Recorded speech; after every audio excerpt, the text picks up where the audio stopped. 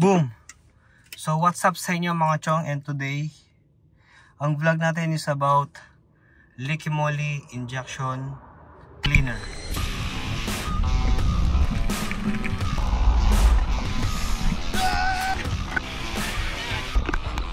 Gamit tayo nito. Actually ginamit ko na to dati pa dun sa isa kong sasakyan, sa Pajero and then sa Juke.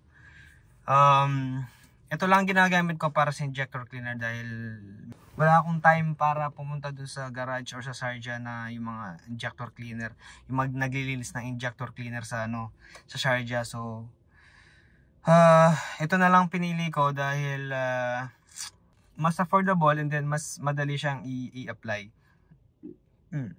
So ang gagawin mo lang is lalagyan mo lang to sa fuel tank mo, and then magkakarga ka ng let's say half the tank.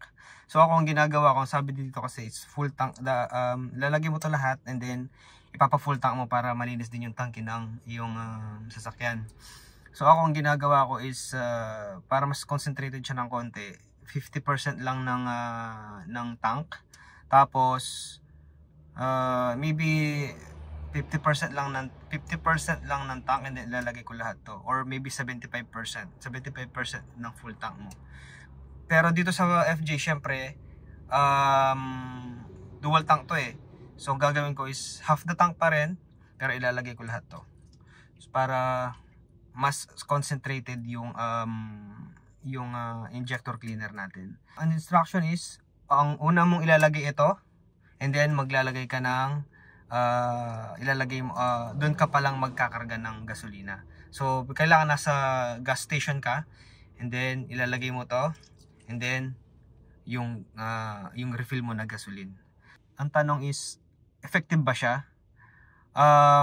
Ang advantage nung injector cleaner dun sa Sharjah or sa mga naglilinis talaga ng injector cleaners is makikita mo na perfect na yung buga ng injector mo.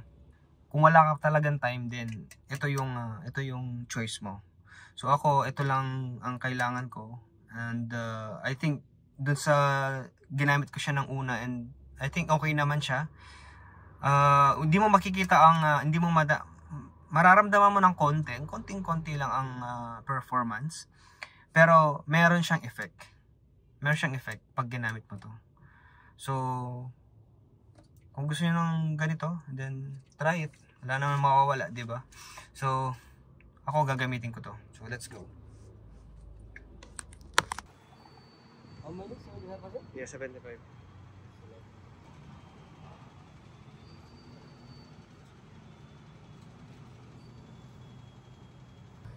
So guys, nalagay na natin yung injector cleaner now. So ang technique ko dito is mas maganda kung maglo-long drive ka, tapos ilalagay mo tong injector cleaner na to. Tapos kailangan minsan full throttle mo siya. Yan. Para magka-pwersa yung gasolina, magkaka-pwersa yung injector cleaner mo. So i-force niya na bumuga ng malakas yung injector cleaner. And yun na. So para mas mabilis, mas ma-clean niya ng mabuti yung injector mo. So ako ang ginagawa ko is,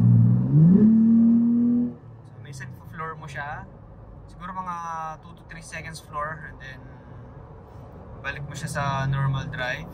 Yan. And then yun na. So hanggang sa maubos lang yung tangke ng gas mo, hindi naman maubos pala, hanggang sa malapit na siyang maubos, and then pwede ka na magkarga ulit ng gasolina mo ng normal. So ganun lang guys ang application ng Liqui Moly injector cleaner. So sana may natutunan kayo, and see you on the next video. Thanks guys!